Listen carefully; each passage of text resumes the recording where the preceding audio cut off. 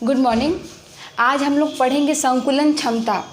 संकुलन क्षमता को इंग्लिश में कहते हैं पैकिंग इफ़िशियंसी।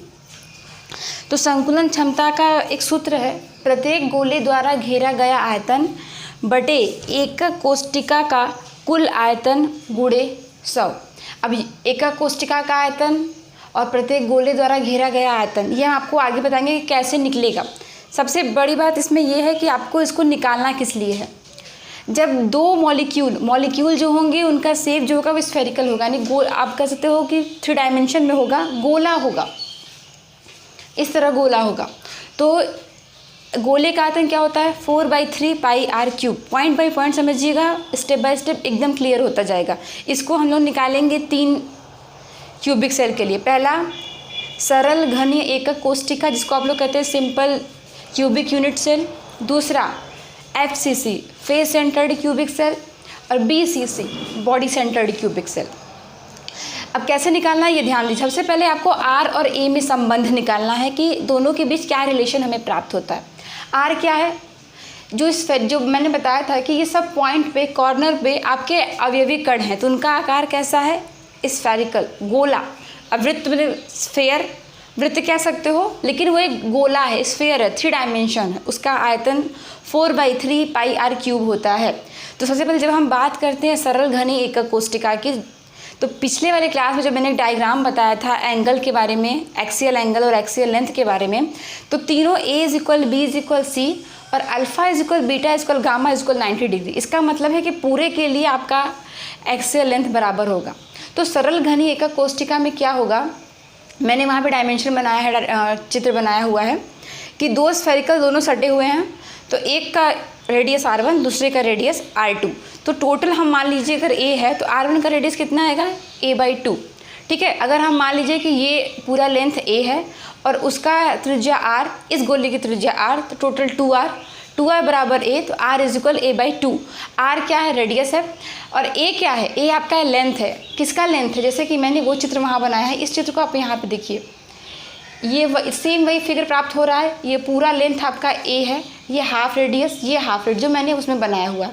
तो अब आपको सिंपल क्यूबिक यूनिट सेल का संकुलन क्षमता निकालनी है, पैकिंग इफ़िशियंसी निकालना है।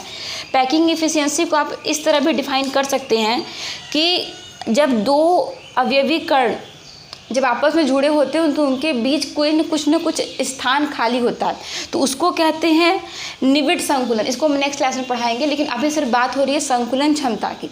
तो सूत्र सीधे लिखा हुआ है, संकुलन क्षमता बराबर प्रत्येक गोले द्वारा घेरा गया आयतन बटे एकक कोष्टिका का आयतन। ठीक, तो संकुलन क्षमता क्या होगी, जैसे मैंने बताया है कि सिंपल यूनिट सेल है, तो इसमें प्रति एकक कोष्टिका में गोलों की संख्या कितनी होगी, जो हम लोगों ने पिछले क्लास में निकाला था 8 × 1/8 करके, कि हर एटम, हर कोने का एटम 1/8 कंट्रीब्यूट करेगा, हर कोने का, तो टोटल 8 है। तो सिंपल यूनिट सेल में सिर्फ कॉर्नर पर ही आपके अवयवी कण होते हैं, बाकी कहीं नहीं होते। तो 8 × 1/8, तो प्रत्येक गोले द्वारा घेरा गया आयतन, यानी इसका मतलब एक ही मॉलिक्यूल है, तो एक मॉलिक्यूल और उसका आकार कैसा है, स्फीयर, गोला, तो उसका आयतन क्या होगा 4/3 πr³ बटे, अब आपको कह रहा है कि जो है घनीय एकक कोष्टिका का आयतन। घनीय एकक कोष्टिका का आयतन का मतलब होता है कि हर रेडियस पे आपका A है, तो पूरा आयतन क्या हो जाएगा, क्यूबाइड का क्या होता है, A³ होता है, A³। तो चूँकि ये पूरा है, पूरे सर्कल पर है, तो इसको कहेंगे 2A का घन क्या होगा 8R³। आपका यहाँ पे ध्यान देंगे आप कि R आपका रेडियस है, 4/3 πr³ बटे 8R³ × 100, तो यहाँ पर आपका कट हुआ π/6 × 100, 52.4%, यानी इसकी इफ़िशियंसी क्या है, पैकिंग इफ़िशियंसी 52.4% इसकी। क्योंकि घनी एकक कोष्टिका है तो घन का आयतन होता है भुजा के घाते 3, और तीनों भुजाएं आपकी बराबर हैं। दूसरा फलक केंद्रित यानी FCC में क्या होगा, प्रत्येक गोले द्वारा घेरा गया आयतन, तो टोटल कितने स्फेरिकल होंगे 8 × 1/8, और फेस पे कितना होता है, 6 फेस होता है, 6 फेस पे आधा आधा होता है। ठीक है, तो आधे आधे पे 6 × 1/2, 1 + 3 = 4, तो यानी 4 टोटल गोले होंगे। अब यहाँ पे आप निकालेंगे उस चित्र से, तो उस ऊपर वाले चित्र में देखिए, ये आपका एक समकोण त्रिभुज बन रहा है ACB। तो AC आपका कितना है, हर 3 स्फेरिकल और एक ये स्फेरिकल, टोटल आपका 4R यानी 4R रेडियस हुआ और ये विकर्ण है। तो अब इसमें पाइथागोरस का प्रमेय लगा देंगे, AC बराबर √A² + A² √2A, 4R is equal √2A, R is equal √2.4A, A is equal to √2R। सबसे पहले आपको R और A में रिलेशन निकालना है। फिर यहाँ पर देखिए अब यहाँ पे सूत्र निकाल दीजिए, संकुलन क्षमता बराबर प्रत्येक गोले द्वारा घेरा गया आयतन।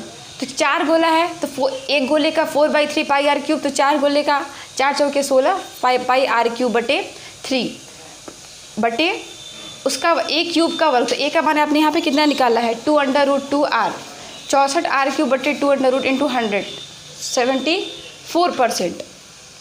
फिर BCC में आप निकालिए बॉडी सेंटर्ड क्यूब में, तो AC बराबर आपका A√2, AD बराबर A√3, A√3 बराबर 4R। फिर इसी तरह यूनिट सेल पे आप यहाँ पे निकालेंगे तो BCC का ही फॉर्मूला सेम होगा, एक कोष्टिका का आयतन, तो BCC में टोटल 2 आपके मॉलिक्यूल्स होंगे।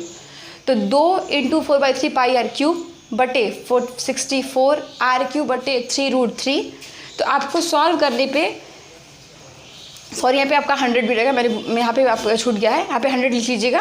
फिर जब इसको सॉल्व करेंगे तो आपका आएगा 68%। इसका मतलब है कि ये पूरा जो आपका टॉपिक है इसमें आपको तीनों सेल के लिए संकुलन क्षमता निकालनी है, यानी पैकिंग इफिशियंसी।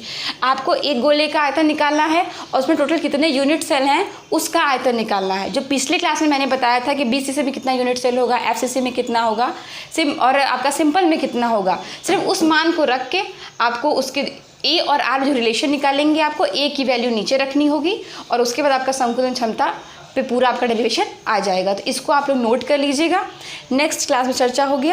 Thank you.